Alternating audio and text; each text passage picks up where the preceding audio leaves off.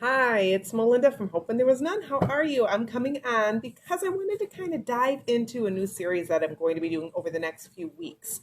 Now, I'm pretty sure I'm just going to try and stick to Wednesday evenings to do these, but I wanted to break down abuse. What is abuse? Now, I know I've done videos in the past where I've talked about abuse and the different types of abuse. There's between 8 to 10 that I know of off the top of my head. So let me go through those real quick. So you have your financial abuse, you have your sexual abuse, your physical abuse, your verbal abuse, your emotional abuse, they even have academic abuse, psychological abuse, and your cyber abuse. So there's more. We're going to dive into these over the next few weeks, and not to make light of any of this at all. I smile here, but there is so much more than just being slapped around or punched. There's more to just being called names. There's a little bit deeper darkness, if you want to call it that, when you talk about these things. So I'm going to be diving into this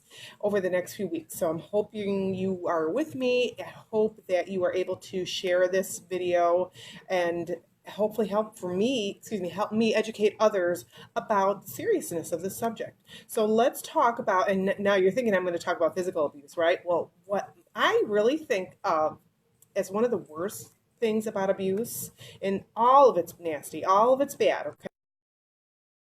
Through my notes, it's all really bad. So I'm not saying that one is worse than the other, but in my own opinion was that verbal abuse was pretty bad. Now, verbal abuse for me I consider it bad because those words, they really cut you to the bone. They can really stay with you for a lifetime or more, decades. It's hard to shake those small voices that develop in your head once those words are put into your mind. I mean, even cursing, and I don't know if anybody's heard about this before, but me, I don't curse. I might and I'm not a Girl Scout about it. Every once in a while, I stub my toe, or I'm hanging out with my sisters, playing a card game. A word might fly out. So I mean, it's not like I'm being all prim and proper about it. I try not to, and the reasoning why is one, I was convicted about it, but also I've heard those words throughout my childhood and throughout my time with my ex. Those words, no matter how they were said, hurt. I got tired of hearing those words. I got tired of believing what those words say. And you might say it in a jesting way, oh, you are such a cockadoodle doo, or you might do banter, and I get that. But to me, they kind of make me think about my ex. Okay, so that's why I try not to use them, and I don't really care for them to be said around me. Now, am I going to wag my finger? No, and that's between you and the Lord. That's between you and whoever. But for me, I don't want to hear those words. So I try not to say them to others, and I would never do that anyway. But I don't like them. But again, that's just me. So let's talk about this verbal abuse. Now, this is the one I'm going to start out with this week. I don't know where I'm going next week. I'm just going to go where the Lord calls me to. So for this week, again, let's talk about a verbal abuse. I don't know for you if you are thinking that this is something that really hits home for you, or if you know what I mean. If you know what I mean, give me a thumbs up if you understand where I'm coming from with those words. Now, there is a lot of undermining. There's a lot of even deprivation. There's withholding.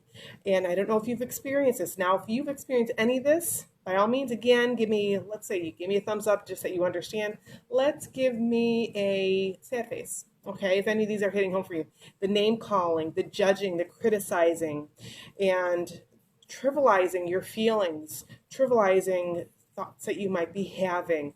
There's threatening behavior, there is ordering, there's the demanding, there's even countering. And what I mean by countering is your toxic person. And again, this doesn't have to be an intimate partner. This can be a mother, a father, a sister, a brother, a boss, a coworker. You get my picture?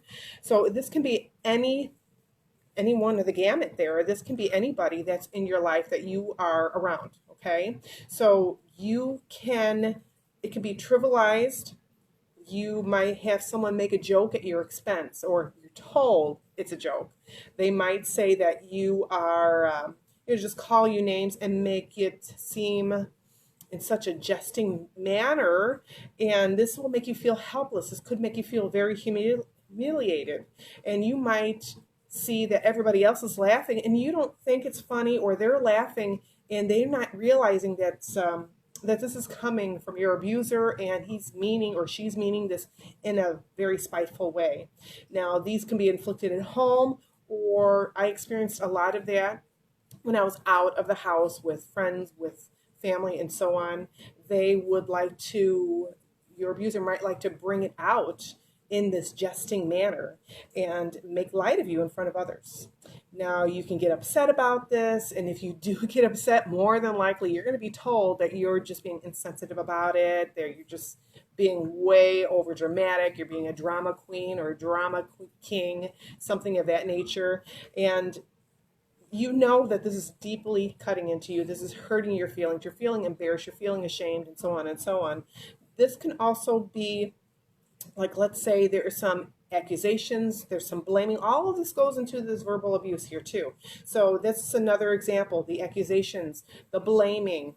Now, this could mean that your toxic person is putting those, whatever the circumstances, on you. You know it's their fault, but they're going to throw that right back on you and say that it's your fault. And you're going to feel like you did wrong. They're going to make you feel like you did wrong. They're going to accuse you, especially, this is a big one, that you're cheating, that you are maybe flirting with somebody or trying to get him or her mad. They're going to blame you for what happens, no matter what, even if you have no control over this, but they're going to blame you. They're going to do something called blocking. Now, blocking is when your abuser does not, or that toxic person does not let you get your point across. So you might be trying to explain yourself, to explain the situation, and this person is just going to say, nope, they don't want to talk about it. They're just going to ignore you. They might do that gray stoning type of behavior to you. And it's really very frustrating as well. So they also, again, make counter. So you might say that, oh, well, it's this way. And they might go back and take 2 steps back and say, oh, no, it's this way. And so they might counter anything that you're throwing at them for trying to explain, because you shouldn't have to explain yourself, but you feel like you need to, but they are going to say one thing after another just to try and counter the conversation that you're having with them. And of course, there is denial. They will deny that whatever it is that you're talking to them about is a lie, it's somebody else. Anything and everything that you're trying to rationalize is going to be irrationalized by this toxic person in your life. So you might go ahead and tell them that it's black, and they're going to say that it's gray.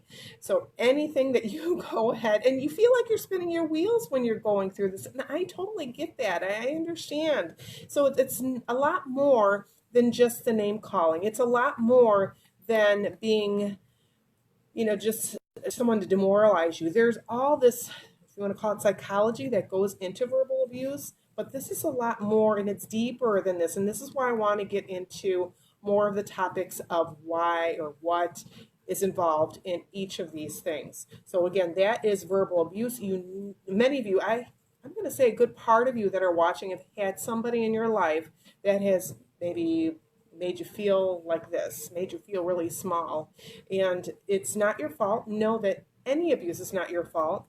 You don't deserve it, even though that person might tell you that you do. You don't deserve it. You really don't. No one deserves to be treated less than what they are.